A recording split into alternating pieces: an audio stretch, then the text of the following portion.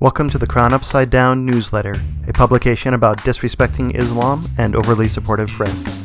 For some reason, my free trial of Disney Plus continues.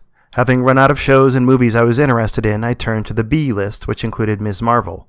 The first 2.5 episodes contain a lesson for writers, and that these episodes' insistence on showcasing Islam and Pakistani culture drags them down pretty significantly.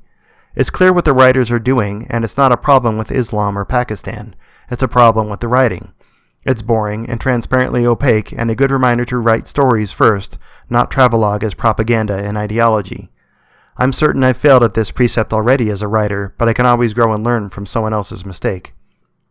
In addition, the writers seem to want their travelogue both ways, elevate Islam while marrying it to some kind of modern progressivism incompatible with Islam's teachings and traditions.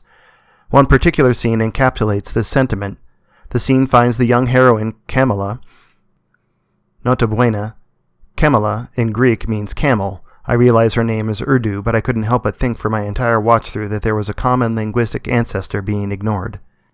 Anyway, the scene finds the young heroine in the ladies' section at the back of the mosque, which as tradition would have it is separated from the men's section by a screen.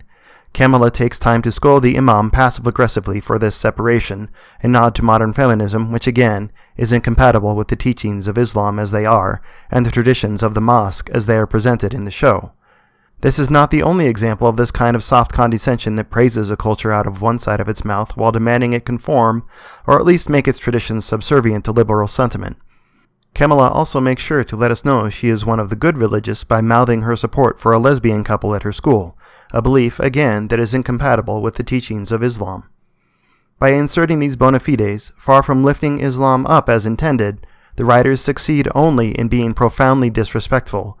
This kind of work is of value, if that is even the right word, only insofar as it advances a cause that elevates the superficial without even the slightest regard for the underlying philosophy being presented.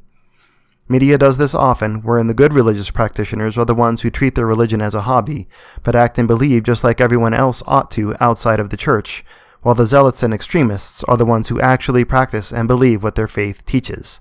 Stop it. The first few episodes of Ms. Marvel suffer from another writing problem in the character of Bruno, Kamala's best friend. Besides it being unlikely that a pair of highly traditional Pakistani parents would support their daughter traipsing about solo with a young man, see previous, Bruno as a character exists only to support Kamala. Every conversation they have is about her, what she's going to do, what her interests are, her dreams and schemes. As far as the audience knows, his only character trait is his support for the heroine.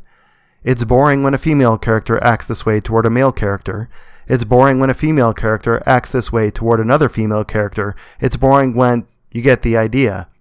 Because he acts this way, Bruno's boring, and by association, it makes the main character someone whose best friend is a sycophant, and that makes her boring.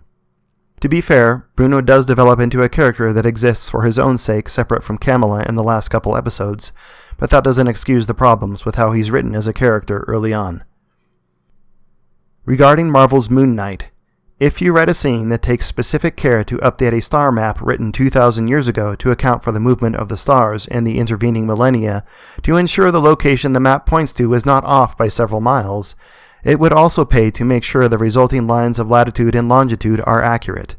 1 degree of latitude and longitude covers 60 nautical miles. Being accurate to within 1 degree only means you have narrowed your search to within roughly 360 square miles, the area bounded by 1 degree of latitude and longitude. You need to subdivide a degree into minutes and seconds as well, or you'll be looking for a very long time, most likely. That's all for now. Remember to like and subscribe if you enjoyed the video, and I'll see you next time.